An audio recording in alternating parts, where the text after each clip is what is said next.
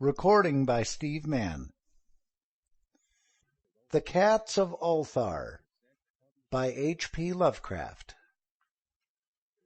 It is said that in Ulthar, which lies beyond the river Sky, no man may kill a cat, and this I can verily believe as I gaze upon him who sitteth purring before the fire, for the cat is cryptic and close to strange things which men cannot see.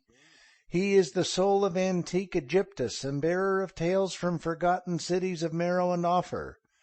He is the kin of the jungle's lords, and heir to the secrets of hoary and sinister Africa. The Sphinx is his cousin, and he speaks her language, but he is more ancient than the Sphinx, and he remembers that which she hath forgotten. In Ulthar, before ever the burgesses forbade the killing of cats, there dwelt an old cotter and his wife, who delighted to trap and slay the cats of their neighbors. Why they did this I know not, save that many hate the voice of the cat in the night, and take it ill that cats should run stealthily about yards and gardens at twilight. But whatever the reason, this old man and woman took pleasure in trapping and slaying every cat which came near to their hovel, and from some of the sounds heard after dark, many villagers fancied that the manner of slaying was exceedingly peculiar, but the villagers did not discuss such things with the old man and his wife, because of the habitual expression on the withered faces of the two, and because their cottage was so small and so darkly hidden under spreading oaks at the back of a neglected yard.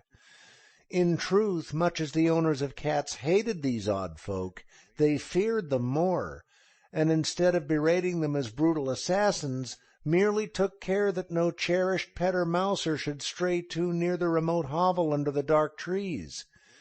If through some unavoidable oversight a cat was missed and sounds heard after dark, the loser would lament impotently, or console himself by thanking fate that it was not one of his children who had thus vanished. For the people of Ulthar were simple, and knew not whence it was that all cats first came. One day a caravan of strange wanderers from the south entered the narrow cobbled streets of Ulthar. Dark wanderers they were, and unlike the other roving folk who passed through the village twice every year. In the market-place they told fortunes for silver, and bought gay beads from the merchants. What was the land of these wanderers none could tell, but it was seen that they were given to strange prayers, and that they had painted on the sides of their wagons strange figures with human bodies and the heads of cats, hawks, rams, and lions. And the leader of the caravan wore a head-dress with two horns and a curious disk betwixt the horns. There was in this singular caravan a little boy with no father or mother, but only a tiny black kitten to cherish.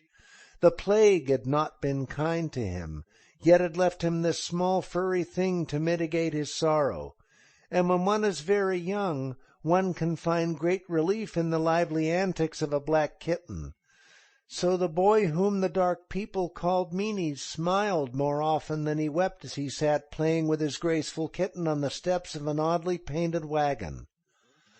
On the third morning of the wanderer's stay in Ulthar, Meanies could not find his kitten, and as he sobbed aloud in the market-place, certain villagers told him of the old man and his wife, and of sounds heard in the night.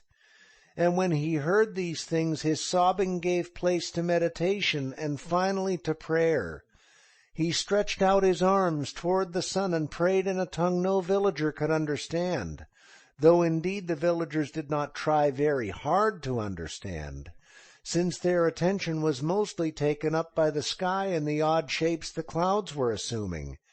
It was very peculiar, but as the little boy uttered his petition, there seemed to form overhead the shadowy nebulous figures of exotic things, of hybrid creatures crowned with horn-flanked discs. Nature is full of such illusions to impress the imaginative. That night the wanderers left Ulthar and were never seen again, and the householders were troubled when they noticed that in all the village there was not a cat to be found. From each hearth the familiar cat had vanished. Cats large and small, black, gray, striped, yellow, and white.